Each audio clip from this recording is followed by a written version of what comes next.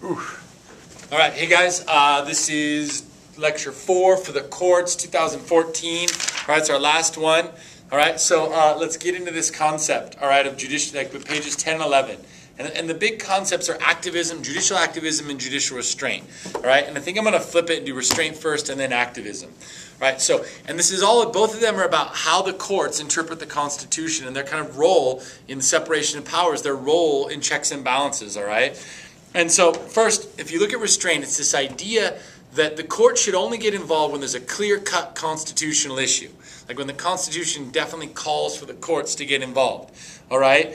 But they should allow the other two branches, the other two democratically elected institutions, when the Constitution is a little bit vaguer, a little bit more silent on an issue, allow the democratically elected institutions of the president, of Congress, of the state governments, to them, let them define the Constitution in this case rather than the courts. Because the big beef is that there are 9 unelected people who have life terms, right? They get the final say in the Constitution in some places where it's a little bit silent or a little bit vague, right? Like, and we'll get into what they would say is, you know, if a state, how about we get into abortion, all right? We get into same-sex marriage. Like the Constitution is fairly silent about marriage itself. The Constitution is fairly silent about abortion itself, right? But there are parts of the Constitution that the Supreme Court has ruled or read that have given those rights to people. All right? And so what a restrainist would say is because the Constitution doesn't say anything directly about abortion, allow the state governments to decide what they should do regarding abortion.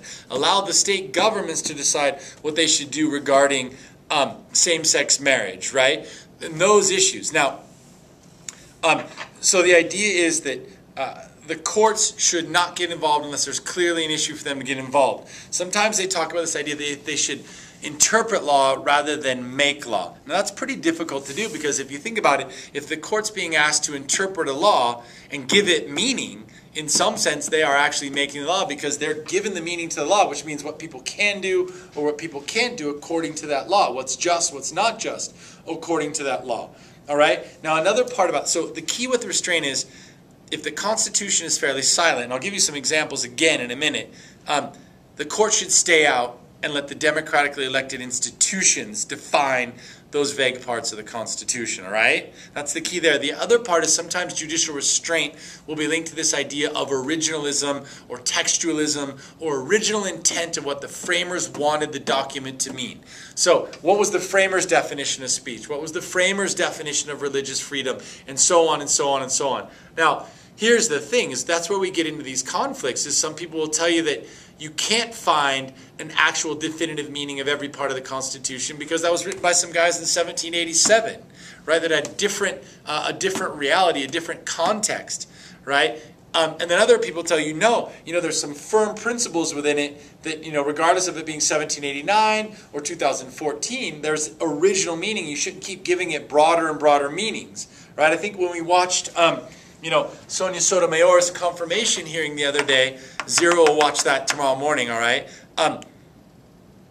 You had Jeff Sessions, the senator from Alabama, asking her, does it say anything about abortion? No, the words abortion, Senator, aren't in the Constitution. And then he was basically saying, yet you've upheld that right. And then he goes, and then we go on and on. The Constitution says nothing about, no prayer in school, yet we've seen courts prohibiting, prayer in school. And he'd say, you're a judicial activist rather than a restrainist, right? The framers wanted prayer in school. The framers, wanted states to decide rather than courts to decide, all right? Now, we bounce this against this idea of activism. And activism, as your notes talk about, is, the court should get an active role in today's problems. And they shouldn't wait. They should overturn, the democratically elected institutions of Congress, of the president, of state governments. They should overturn their actions if they violate the Constitution, right? Or if they think that those other branches have given a wrong meaning to powers under the Constitution, all right? So don't leave it up to the other two branches to protect your natural rights. The court should get involved and be this kind of guardian to protect people's natural rights, right? And so if you look at these examples, the Topeka School Board and Brown v. Board had created Jim Crow in schools, right? There was a Texas law that banned flag burning. There's the Gun-Free School Zones Act, line item veto, a D.C. ordinance banning handguns. So those were all democratically elected institutions that had written a law, and then the courts overturned that. Now, the thing about all of those is generally the Constitution doesn't say anything about line item veto. The Constitution doesn't say anything, about the death penalty specifically, or sodomy, or guns, like specifically. And so what restrainists will say is they were activist courts because they were giving meaning to silent parts of the Constitution or vague parts of the Constitution. And if it needs meaning, it should be given that meaning from democratically elected institutions. But activists are those that judges, unelected, right, life terms that get in there and give meaning to the Constitution. Restrainists will tell you that's unfair, or that's an incorrect action by the courts. But activists will tell you that they're simply interpreting the Constitution correctly because it's this kind of vague outline that their job, in Federalist 78, in Marbury v. Madison, is that the courts have to say what the law is. The courts have to define the Constitution, and that's going to anger some people, all right? But ultimately they're being guided by the words in the Constitution rather than other things like getting elected or making the people happy. Because you got to think that, decisions they make will be unpopular, but they may be right, right? Or at least half the country believes they're right, and maybe half the country thinks they're wrong. All right, so these two ideas of activism and restraint. Let me have some examples of activism and restraint as we go down, or some time periods, right? But the idea is, how should the courts interpret the Constitution? Should they take a smaller role and allow the elected institutions to really define the Constitution and only get involved when there's a clear-cut, speech issue or a clear-cut, religious issue that they should get involved, right? And that they could look back in restrainists to what the framers thought the Constitution meant and use that as a guide to make their decision? Or should it be more activist where the court's going to get involved a lot more and they're going to be giving a lot of meaning to the Constitution, they're going to be giving a lot of meaning to laws, and they're going to take a broader role and maybe overturn actions of democratically elected institutions? Because again, this idea is just because you're in the majority doesn't always mean you're right in the sense of just, right? We've seen unjust actions taken by majorities. We've seen unjust actions taken by democratically elected officials. Most people will look back now. It's easier to look back and say that, the throwing Japanese Americans in internment camps, Jim Crow, denying women the right to vote, all these things were absolutely things that were unconstitutional, right? Okay. All right. Now, let's get into some examples here. And it just kind of flows back and forth throughout history. We get to the New Deal, and we have these democratic institutions of Congress. We have a democratic president. They're passing a ton of legislation that's expanding the federal role of the government for, the first time really in scope and size. You have the Supreme Court striking all that actions down. So think about it. Democratically elected institutions have said that we can do this, this is okay, but then you have a court striking those actions down. And what the Democrats at that time would say is those were conservative judicial activists, right? Striking down New Deal legislation, that they shouldn't have been defined in the Constitution. It was up to the democratically elected institutions to do that, all right? But then we flash forward to the 1950s, and you get, a liberal court in Warren, and I think you should know the Warren Court, 1954 to 1969, which expanded individual rights, which expanded your due process rights. It got rid of Jim Crow, right? It expanded the rights of the accused. It enhanced civil liberties. It prohibited prayer in school. It said it gave all this new meaning to kind of the Bill of Rights.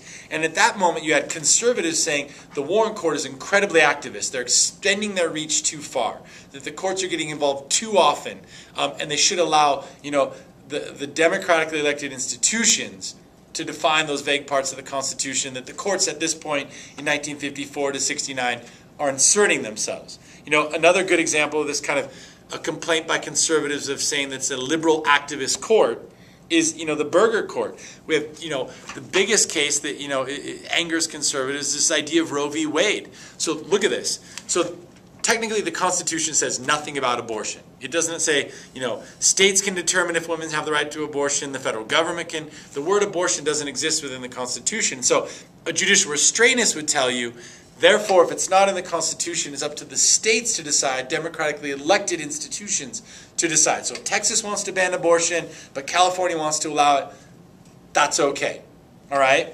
But here's what the court did under the Burger Court, which is generally conservative, even though they're still activists at moments, is that they took a case called Griswold v. Connecticut, which established the right to privacy. But the words privacy don't exist. They took the First Amendment, the Second Amendment, the Third Amendment, the Fourth Amendment, and the Ninth Amendment, put it in a blender, mixed it up, and said, this is the right to privacy. If we use all this language, we can create this right to privacy, right? And then what happened in the Warren Court, or the Burger Court, is they take the Griswold v. Connecticut right to privacy, and then when there's a Texas law that bans abortion, what they say is it's a woman's private right to choose whether or not to have an abortion. Therefore, the Texas law limiting access to abortion violates the constitutional rights of this person. All right? And we'll get more into detail in the Roe v. Wade case. But for now, that's just an example of what conservatives believe to be as liberal activism. All right? Now, if we fast forward kind of today, we have a conservative court in the Roberts Court, and we've had a conservative court, and then just before that with the Rehnquist Court. And then it flips again where you have a bunch of liberals saying the courts are being activists. You know, you have these liberal pieces of legislation, or at least pieces of legislation that democratically elected institutions passed, and then the court's striking those down. Right? And they're saying that that's conservative activism. All right? What I would say is this. Activism and restraint are in the eye of the beholder. All right? People can look into the Constitution, right? They can look into the Constitution and they can see in the vague parts what they think the interpretation should be. All right? And so we're going to always have this kind of controversy regarding activism and restraint. You know, when the decision goes against you, people quite often say that was not what the framers intended. When it goes for you, maybe you'll say that's what the framers intended. All right? But I don't think this will ever go away. We'll consistently have conservatives saying that liberal judges got it wrong and liberals saying that conservative judges got it wrong. You know, there's rare instances. Now, I mean, I guess I would say Brown v. Board was 9-0. You know, but the South still believed that it was the states' rights to determine whether or not they could have segregation. But the Constitution and the court said equal protection clause is being violated by Jim Crow. All right? And again, I would say the same thing with same-sex marriage here. You know, we have this controversy, and then we have the equal protection clause. Like, what is equal protection under the law, right? Does it allow same-sex marriage? Does it allow the states to determine what kind of marriage should exist? Does it allow religion to get involved in that? Or does it not allow? I mean, these are controversial, so we're not going to sit here and go, oh, Mr. Barry, I clearly now know how to interpret the Constitution all the time correctly. Because I think it's going to be how you interpret the Constitution or how you see the world that's going to give you your understanding of a court's decision and what you feel about it, whether it's right or whether it's wrong. Right? Okay. Now let's really quickly, and hopefully this is kind of like redundant here for you on page 11, these restraints on the powers. The court can make decisions, but they can't enforce them. That's right out of Federalist 78. They have neither the purse nor the sword, but merely judgment. So they're reliant on the other branches of carrying these laws out, right? Or these decisions. We can impeach them and we can remove them. All right. Another thing is you can increase the number of courts, the number of judges. Now, that's something that's definitely a really, really, really extreme thing in which you'll see to see that happen, to increase the judges so they can get decisions they want or decrease them to get decisions they want. You can always pass an amendment, right? You can change the Constitution to force the Supreme Court to not be able to strike something down as unconstitutional. All right. You can repass laws, right? Look at passing constitutional amendments.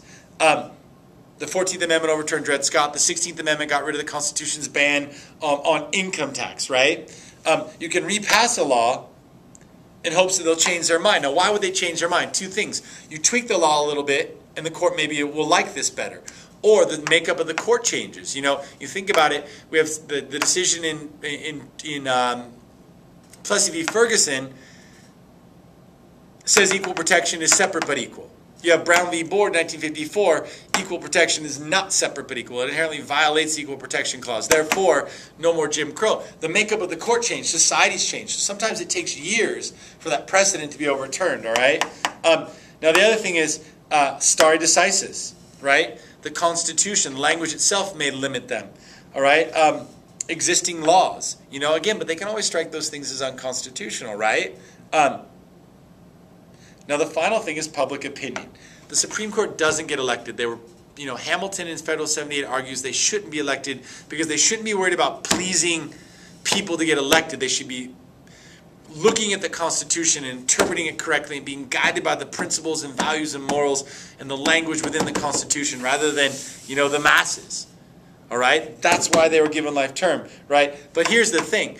if a Supreme Court decision is so far outside of what the people believe, then maybe we see the president and Congress not enforcing that decision because it's so against what the masses believe at that moment, okay?